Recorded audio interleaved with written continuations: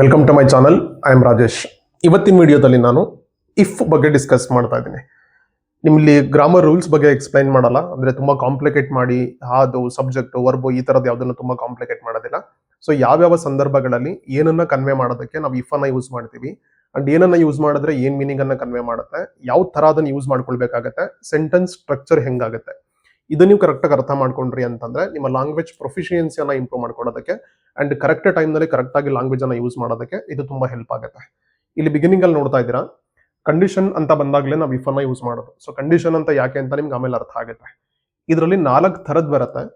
ಇದನ್ನ ನೋಡಿ, ನಾನು ಫಸ್ಟ್ ಹೇಳ್ತಾ ಇದ್ದೀನಿ, ವಿಡಿಯೋನ ಸ್ಕಿಪ್ ಮಾಡದೆ ಕೊನೆವರೆಗೂ ಕರೆಕ್ಟಾಗಿ ಅರ್ಥ ಮಾಡ್ಕೊಂಡ್ರಿ ಅಂತಂದ್ರೆ ನಿಮ್ಗೆ ನಿಜವಾಗ್ಲೂ ಟಾಪಿಕ್ ಅವಶ್ಯಕತೆ ಇದೆ ಅಂತಂದ್ರೆ ಮಧ್ಯದಲ್ಲಿ ಎಲ್ಲೂ ಸ್ಕಿಪ್ ಮಾಡಬೇಡಿ. ಸ್ಕಿಪ್ ಮಾಡೋಂಗಿದ್ರೆ ಈಗಲೇ ಮಾಡ್ಬಿಡಿ. Because competitive exams point of view ಇಂದ ರೆಗ್ಯುಲರ್ ಆಗಿ ಯೂಸ್ ಮಾಡೋದಕ್ಕೆ ಬೇಕಾಗಿರುವಂತ ಒಳ್ಳೆ ಲ್ಯಾಂಗ್ವೇಜ್ ಬೇಕು ಅಂತಂದ್ರೆ ನಿಮ್ದು ರೈಟಿಂಗ್ ಸ್ಕಿಲ್ ಅನ್ನ ಇಂಪ್ರೂವ್ ಮಾಡ್ಕೊಳ್ಳೋದಕ್ಕೆ ಎಲ್ಲಕ್ಕೂ ಕೂಡ ತುಂಬಾ ಎಸೆನ್ಷಿಯಲ್ ಆಗಿ ಬೇಕಾಗಿರುವಂತ ಅತ್ಯಂತ ಅವಶ್ಯಕತೆ ಆಗಿರುವಂತ ಟಾಪಿಕ್ ಇಫ್. ಬಿಕಾಸ್ ನಾವು ಡೈಲಿ ಬೇಸಿಸ್ ನಲ್ಲಿ ಯೂಸ್ ಮಾಡ್ತಾನೆ ಇರ್ತೀವಿ. ಅದಾದ್ರೆ ಇದೇನಾಗುತ್ತೆ, ಹಿಂಗಿದ್ರೆ ಹಂಗಾಗತ್ತೆ, ಹಂಗಿದ್ರೆ ಹಿಂಗಾಗತ್ತೆ, ಹೋದ್ರೆ ಹಿಂಗಾಗತ್ತೆ, ಬಂದ್ರೆ ಹಿಂಗಾಗತ್ತೆ. ಸೊ ಈ ತರದನ್ನ ಮಾತಾಡ್ತಾನೆ ಇರ್ತೀವಲ್ಲ, ಅದೆಲ್ಲ ಜಾಗದಲ್ಲೂ ಕೂಡ ನಾವು ಇಫ್ ಅನ್ನ ಯೂಸ್ ಮಾಡ್ಲೇಬೇಕು. ಅಂಡ್ ಇಫ್ ಅನ್ನ ಯೂಸ್ ಮಾಡಿದಾಗ ಫಸ್ಟ್ ಪಾರ್ಟ್ ಏನಾಗುತ್ತೆ, ಸೆಕೆಂಡ್ ಪಾರ್ಟ್ ಏನಾಗುತ್ತೆ. ಬಿಕಾಸ್ ನಾವು ಎರಡು ಪಾರ್ಟ್ ಅನ್ನ, ಎರಡು ತರ ಸೆಂಟೆನ್ಸ್ಗಳನ್ನ ಅಥವಾ ಎರಡು ಐಡಿಯಾಸ್ಗಳನ್ನ ಕಂಬೈನ್ ಮಾಡಿ ಯೂಸ್ ಮಾಡಬೇಕಾದ್ರೆ ಇಫ್ ಅನ್ನ ಯೂಸ್ ಮಾಡ್ತೀವಿ. Because it is one of the ಕಂಜಕ್ಷನ್ಸ್ಗಳೇನು ಅಂತ ಹೇಳಿ ನಾನು ಕ್ಲಿಯರ್ ಆಗಿ ಪಾರ್ಟ್ಸ್ ಆಫ್ ಸ್ಪೀಚ್ ಬಗ್ಗೆ ವಿಡಿಯೋನ ಮಾಡುವಾಗ ಎಕ್ಸ್ಪ್ಲೈನ್ ಮಾಡ್ತೀನಿ. ಸೊ ದಟ್ ಯಾವ್ಯಾವ ತರದ್ದು ಸೆಂಟೆನ್ಸ್ಗಳನ್ನ ಮರ್ಜ್ ಮಾಡಬೇಕಾಗತ್ತೆ, ಯಾವ್ದು ಕರೆಕ್ಟ್ ಯೂಸೇಜ್ ಆಗುತ್ತೆ, ಯಾವ್ದು ರಾಂಗ್ ಯೂಸೇಜ್ ಆಗುತ್ತೆ, ಇದೆಲ್ಲವನ್ನು ಕೂಡ ನೀವು ಥರವಾಗಿ ಅರ್ಥ ಮಾಡ್ಕೊಳ್ಬಹುದು. ಬೇಸಿಕಲಿ 4 ಥರದ ಕಂಡೀಷನ್ಸ್ಗಳು ಬರುತ್ತೆ. ನಾವು ಇಫ್ ಅನ್ನ ಯೂಸ್ ಮಾಡಿಕೊಂಡು ಒಂದು ಸೆಂಟೆನ್ಸ್ ಅನ್ನ ಫ್ರೇಮ್ ಮಾಡ್ತೀವಿ ಅಂತಂದ್ರೆ ಅಲ್ಲಿ 4 ಥರದ್ದು ಕಂಡೀಷನ್ಸ್ಗಳು ಬರುತ್ತೆ. 0 ಫಸ್ಟ್ ಕಂಡೀಷನ್, ಸೆಕೆಂಡ್ ಕಂಡೀಷನ್ ಮತ್ತೆ ಥರ್ಡ್ ಕಂಡೀಷನ್. ಇದ್ 4 ಅರ್ಥ ಮಾಡ್ಕೊಂಡ್ರಿ ಅಂತಂದ್ರೆ you can be master in usage of if. So ಯಾವುದೇ ಸಂದರ್ಭದಲ್ಲಿ ನೀವು ಇಫ್ ಅನ್ನ ಕೊಟ್ರೆ ಟಕ ಅಂತ ಯೂಸ್ ಮಾಡ್ತೀರಾ ಅಂಡ್ ಕರೆಕ್ಟ್ ಯೂಸೇಜ್ ಅನ್ನ ಮಾಡ್ತೀರಾ ನೀವು. ಹಾಗಾಗಿ ಎಲ್ಲೂ ಸ್ಕಿಪ್ ಮಾಡದಲೆ ಅರ್ಥ ಮಾಡ್ಕೊಳ್ಳಿ. ಫಸ್ಟ್ ಇದಕ್ಕೆ ಬರೋಣ. ಯಾವುದಕ್ಕೆ? 0 ಕಂಡೀಷನಲ್.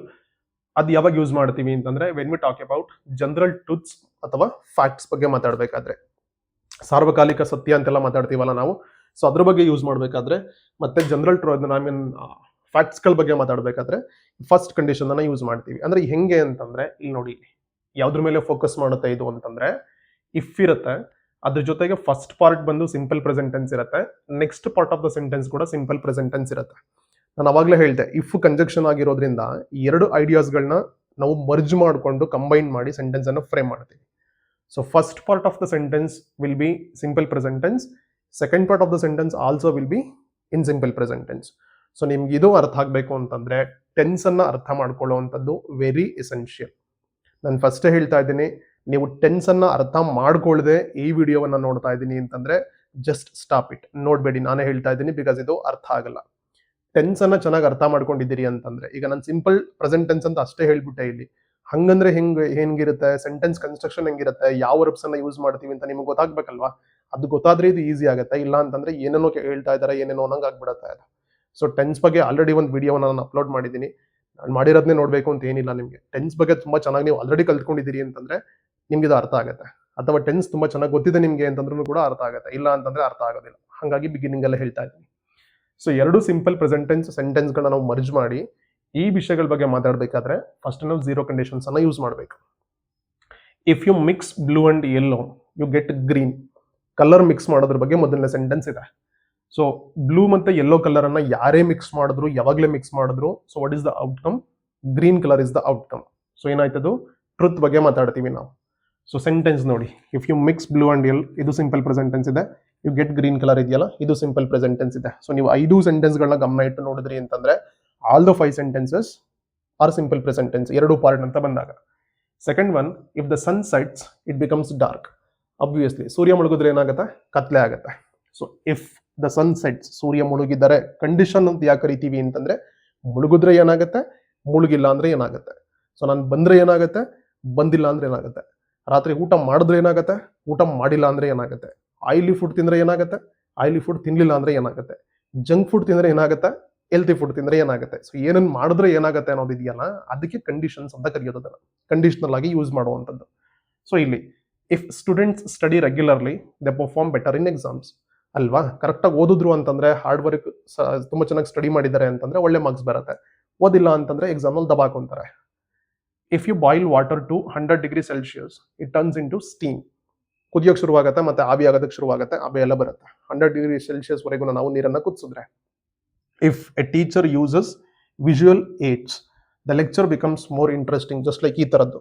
ಸೊ ಒಂದು ವಿಜುವಲ್ ಏಡ್ಸ್ಗಳನ್ನ ಅಥವಾ ಬೇಕಾಗಿರುವಂಥ ಟೂಲ್ಸ್ಗಳನ್ನ ಟೀಚರ್ ಯೂಸ್ ಮಾಡ್ತಾರೆ ಕ್ಲಾಸ್ ಮಾಡಬೇಕಾದ್ರೆ ಅಂತಂದ್ರೆ the lecture becomes more interesting. If teacher uses, teacher ಉಪಯೋಗಿಸಿದ್ರೆ. ಇಫ್ ಯು ಬಾಯ್ಲ್ ವಾಟರ್, ನೀರನ್ನು ಕುದಿಸಿದ್ರೆ. ಇಫ್ ಸ್ಟೂಡೆಂಟ್ಸ್ ಸ್ಟಡಿ ರೆಗ್ಯುಲರ್ಲಿ, ಅವ್ರು ಓದಿದ್ರೆ.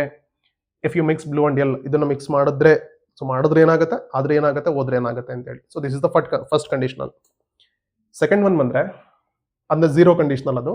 ಸೆಕೆಂಡ್ ಒನ್ ಬಂದು ಫಸ್ಟ್ ಕಂಡೀಷನಲ್ ಇದು. ಸೊ ಯಾವಾಗ ರಿಯಲ್ ಅಥವಾ ಲೈಕ್ಲಿ ಸಿಚುಯೇಷನ್ಸ್ಗಳ ಬಗ್ಗೆ ಮಾತಾಡಬೇಕಾದ್ರೆ ಇದು sentence pattern. So first part simple present tense ಇರುತ್ತೆ, ನೆಕ್ಸ್ಟ್ ಬಂದು ವಿಲ್ ಬರುತ್ತೆ, ನೆಕ್ಸ್ಟ್ ಈ ತರದ್ದು ವರ್ಬ್ ಬರುತ್ತೆ. ಸೊ ಫ್ಯೂಚರ್ ಟೆನ್ಸ್ ಬರುತ್ತೆ, will in the sense.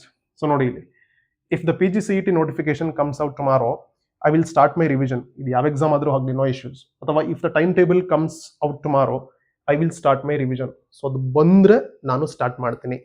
First part present tense ಇರುತ್ತೆ, ಸೆಕೆಂಡ್ ಪಾರ್ಟ್ ಏನಾಗುತ್ತೆ, ಫ್ಯೂಚರ್ ಟೆನ್ಸ್ ಇರುತ್ತೆ. If you follow the grammar rules you will score high marks. If you follow the grammar rules ಅನ್ನೋದು simple present tense ಆಗುತ್ತೆ. You will score high marks ಅನ್ನೋದು future tense ಆಗುತ್ತೆ. So ಒಂದು present ಇರುತ್ತೆ, I mean simple present ಇರುತ್ತೆ. Next part of the sentence ಬಂದು simple past ಇರುತ್ತೆ. ಇದನ್ನು ನಾವು ಫಸ್ಟ್ ಕಂಡೀಷನಲ್ ಅಂತ ಕರಿತೀವಿ. ಸೊ ಪ್ರೀವಿಯಸ್ ಸ್ಲೈಡ್ ಅಲ್ಲಿ ನೋಡಿದ್ದು zero conditional. If he reaches the station on time he will catch the train. So ಅವ್ನು ರೀಚ್ ಆದ್ರೆ ಅವನು ಟ್ರೈನ್ ಸಿಗುತ್ತೆ. So if it doesn't reach the station on time he will not catch the train. Reach ಆದ್ರೆ ಸಿಗುತ್ತೆ, reach ಆಗಿಲ್ಲ ಅಂದ್ರೆ ಸಿಗೋಲ್ಲ. If it rains today the college will declare a holiday. So ಮಳೆ ಬಂತು ಅಂತಂದ್ರೆ ಏನ್ ಮಾಡುತ್ತೆ, ಕಾಲೇಜು ರಜಾ ಡಿಕ್ಲೇರ್ ಮಾಡುತ್ತೆ. If you practice these 20 examples you will understand the concept perfectly. 20 ಎಕ್ಸಾಂಪಲ್ಸ್ನ ಪ್ರಾಕ್ಟೀಸ್ ಮಾಡಿದ್ರಿ ಅಂತಂದ್ರೆ ಕಾನ್ಸೆಪ್ಟ್ ಪರ್ಫೆಕ್ಟ್ ಆಗಿ ಅರ್ಥ ಆಗುತ್ತೆ. ಮಾಡಿಲ್ಲ ಅಂತಂದ್ರೆ ಅರ್ಥ ಆಗಲ್ಲ. So first part of the sentence ಎಲ್ಲ ಇದೆಯಲ್ಲ, before comma all the sentences are in simple present and after comma ಇರುವಂಥ ಸೆಕೆಂಡ್ ಪಾರ್ಟ್ ಇದೆಯಲ್ಲ that is called future tense. ಓಕೆನಾ. ಸೊ ಪ್ರೆಸೆಂಟ್ ಮತ್ತೆ ಫ್ಯೂಚರ್ದು ಕಾಂಬಿನೇಷನ್ ಅಲ್ಲಿ ಬರುತ್ತೆ. ಥರ್ಡ್ ಒನ್ ಬಂದು second conditional. So hypothetical or unreal present. Hypothetical ಅಂದ್ರೆ ಒಂಥರ ಕಲ್ಪನೆ ಮಾಡ್ಕೊಳ್ಳುವಂಥದ್ದು, just like similar to imagination. If I won a scholarship I would pursue my PhD abroad. ನಾನು ಸ್ಕಾಲರ್ಶಿಪ್ ಅನ್ನ ತಗೊಂಡಿದ್ದಿದ್ರೆ ಅಥವಾ ನನಗೆ ಸ್ಕಾಲರ್ಶಿಪ್ ಸಿಕ್ಕಿದ್ರೆ ನಾನು ಅಬ್ರಾಡ್ನಲ್ಲಿ ಅಂದ್ರೆ ಫಾರಿನ್ನಲ್ಲಿ PhD ಅನ್ನ ಮಾಡ್ತಿದ್ದೆ.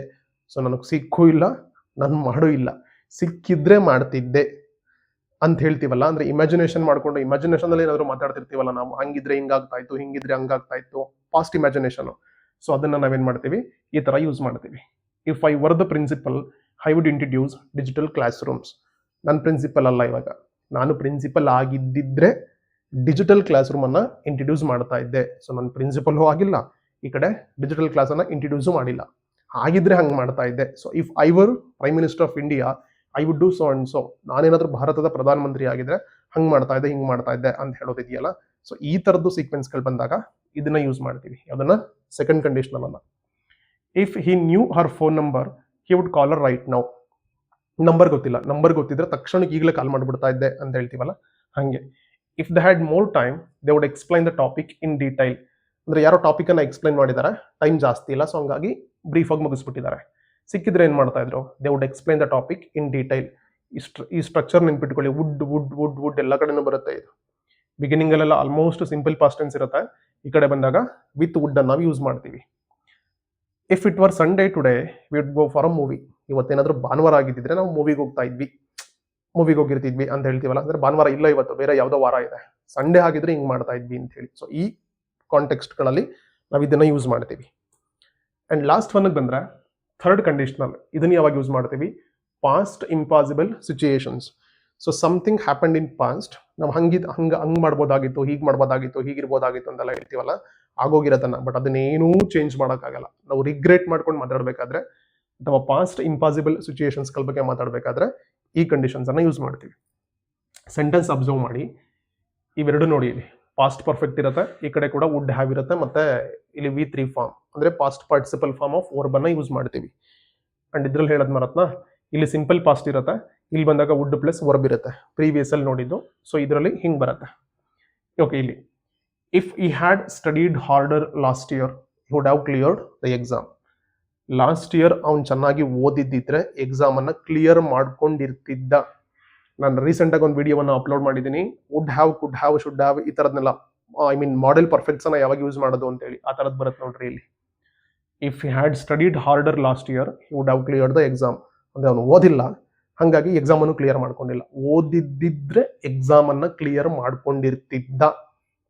ಓದು ಇಲ್ಲ, ಕ್ಲಿಯರು ಆಗಿಲ್ಲ, ರಿಗ್ರೆಟ್ ಮಾಡ್ಕೊಳ್ಳೋದು, ಅಯ್ಯೋ ಓದಿದ್ರೆ ಹೆಂಗೆ ಮಾಡ್ಕೋಬೋದಾಗಿತ್ತು, ಎಕ್ಸಾಮ್ ಪಾಸ್ ಆಗ್ತಾ ಇತ್ತು ಅಂತೇಳಿ. ಬಟ್ ಹಂಗಾಗಿಲ್ವಲ್ಲ ಇವಾಗ.